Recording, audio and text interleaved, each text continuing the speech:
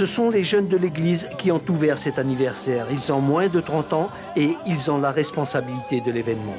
Un événement d'importance pour les protestants.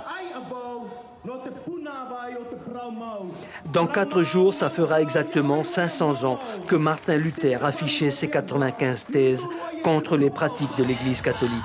Il initie alors la réforme et marque la naissance du protestantisme. C'est aussi cet état d'esprit qui est rappelé. Je pense que la réforme est intervenue en son temps dans une société où tout le monde était sous un chape de plomb. Et la réforme est venue ouvrir tout ça.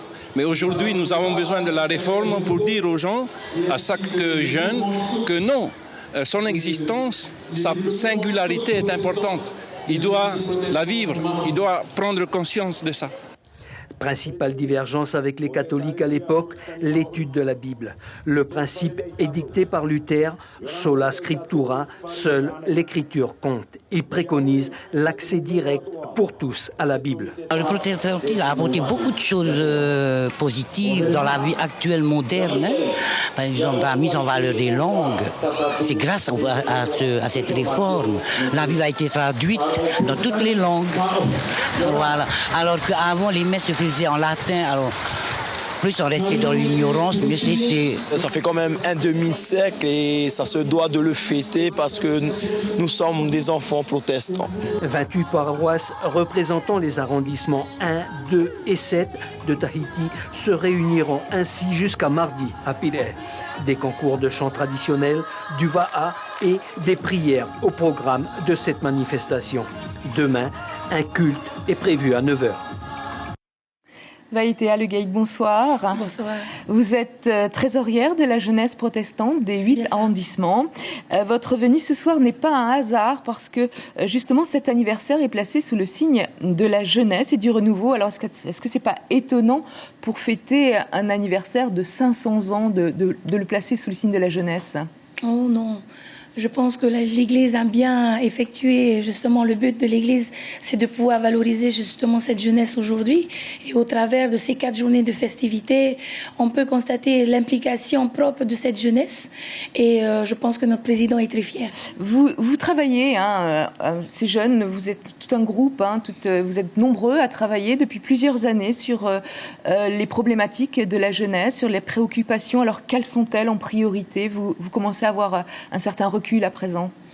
Oh, la jeunesse aujourd'hui, elle est bien impliquée. Elle a ses problématiques, mais ce qu'on peut considérer au sein de l'Église aujourd'hui, c'est que la valeur propre que l'on met, c'est les langues ainsi que la famille et l'éducation.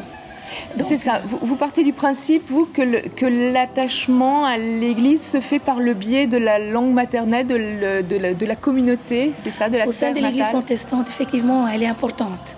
L'implication de cette jeunesse au travers de sa famille ou quoi que ce soit, l'Église, elle existe.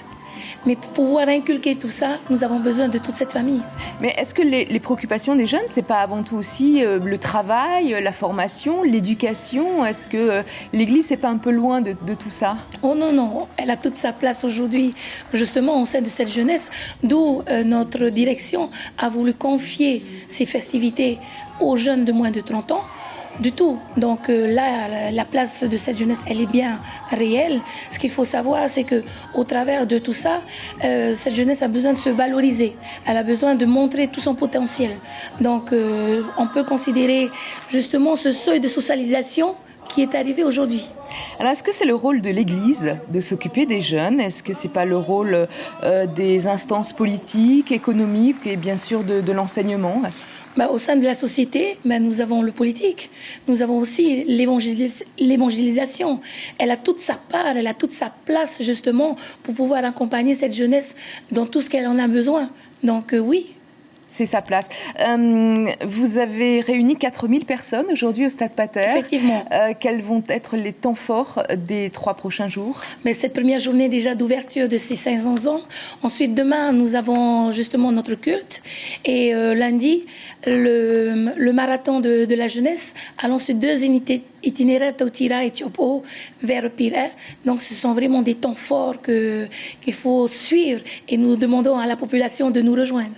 Païtéa Le Gaïc, merci d'avoir été notre invité ce soir.